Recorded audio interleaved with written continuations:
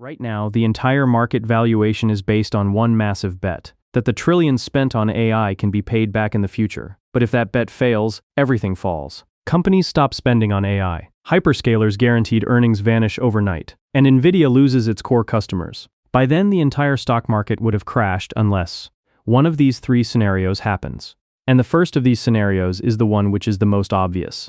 That is, AI can help companies save more than they cost. But that's also the most challenging one that is likely to fail. Because before AI can start helping companies save on labor cost, they have to spend a lot of money on labor first. And that's because AI needs clean, structured data to be useful. But most enterprises' data are locked away in 20 years of spaghetti code, PDFs, and messy email chains.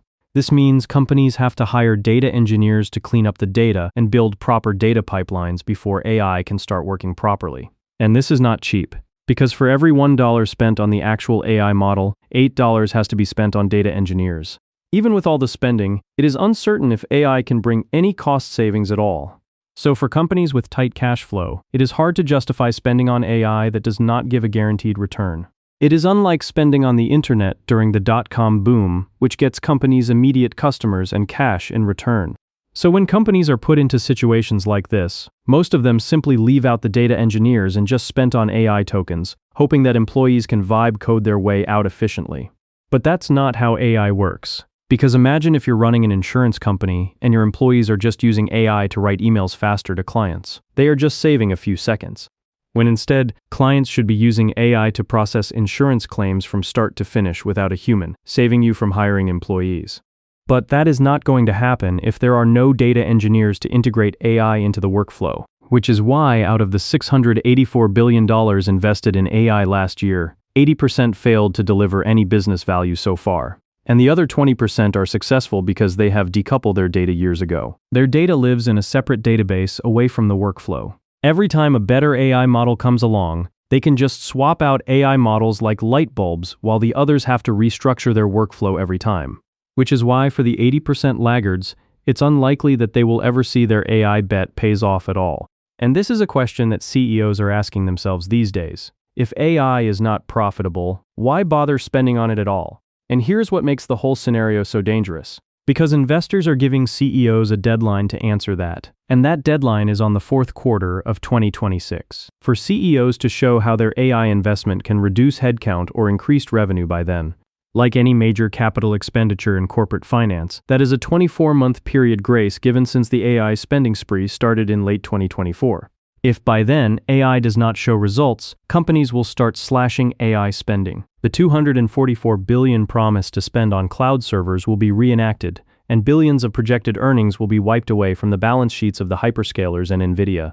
But even if the 80% slash AI spending, there is a second scenario that can prevent the AI bubble from crashing, which is also one investors are hoping to see. That is, instead of relying on the revenue from the 80% laggards, hyperscalers can generate a whole new source of revenue by taking over their market shares. Specifically those in the B2B SaaS industry projected to reach $1 trillion by 2030, and taking over 20% of that can cover a significant portion of AI spending. With the biggest takeover happening right now, is Microsoft trying to overtake Salesforce CRM business valued at $150 billion. And here's how it works. Meet Dave. Dave is a salesman, and every time his customers send him details over email, he has to leave the email and type the details onto the Salesforce platform. Now Microsoft is trying to change that.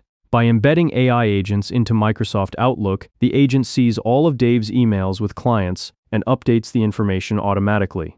Dave never has to log into Salesforce at all, which eventually leads his company to start wondering why are they even paying millions for a tracking database that Microsoft is already managing for free.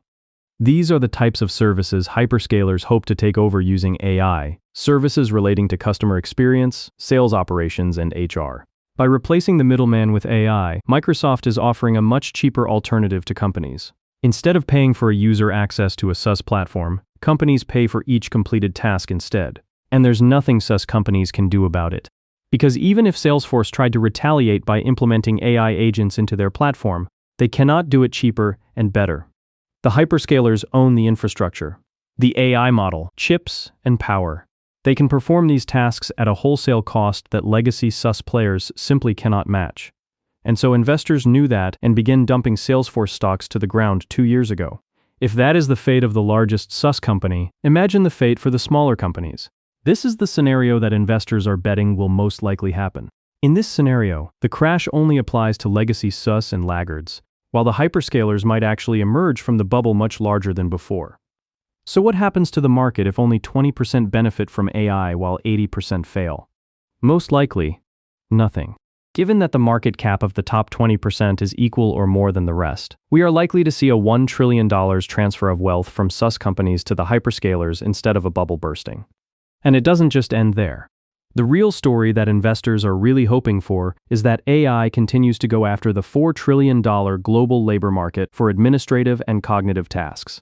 As AI capabilities continues to improve, the chance of this happening is getting higher each day. But what if all these are just based on an illusion that AI can surpass humans? What if AI cannot, at least in the next 5 years? Wouldn't that just mean the current AI is unable to cut labor cost by the equivalent of trillions of dollars at the end of the day? But if we ever come down to this, there is still one last scenario that can save the AI bubble. That is, that the military continue to spend on AI. And they are already doing it. The Pentagon is currently spending over $22 billion in direct military AI and hundreds of billions in supporting infrastructure, an increase from the $18.8 billion in 2025. And military spending like this will continue to go on regardless of whether AI can help companies reduce labor costs. Because the US military justifies AI spending by one and only one reason. That is, we can't let the enemy have stronger AI weapons. And that reason alone is becoming more compelling each year as geopolitical tensions are rising in Russia, Middle East, and Taiwan. Which is also why China is spending big on AI military intelligence and autonomous systems too. Spending an estimated $15 billion annually with the goal of matching the West's AI capabilities by 2030. In an international AI arms race like this, it is very difficult for the AI bubble to burst, because it is supported by a unique economic phenomenon in economics: price inelastic demand. Normally in a traditional bubble, as AI cost rises, returns diminish, which cause buyers to flee and the bubble to burst. But when you have price inelastic demand from the military, the opposite happens. If the cost of high-end chips or energy increases, the military doesn't stop buying. It simply increases the budget to ensure it isn't outpaced. This guaranteed demand provides a massive, non-cancellable revenue stream for the hyperscalers, who are increasingly acting as the digital defense contractors of the 21st century. If this scenario plays out, the AI boom that sends stocks flying will look less like a bubble and more like a new reality. So that brings us back to the main question: can the trillion-dollar bet on AI be justified? For hyperscalers who are paying for the AI infrastructure, the answer is clear. They are not looking to get a quick return. They are looking to own an economic moat that imposes an AI productivity tax on companies in the future. In the long run, it always pays off, like how cloud data centers did for Google, Microsoft, Amazon, and how social networks did for Meta. Which is also why, in the eyes of investors, this AI boom is not going to be like the 2001 internet bubble, but more like the railroads in the 1800s or the electric grid in 1920s. That's because the investment spent on power plants and data centers is justified as construction of a new utility.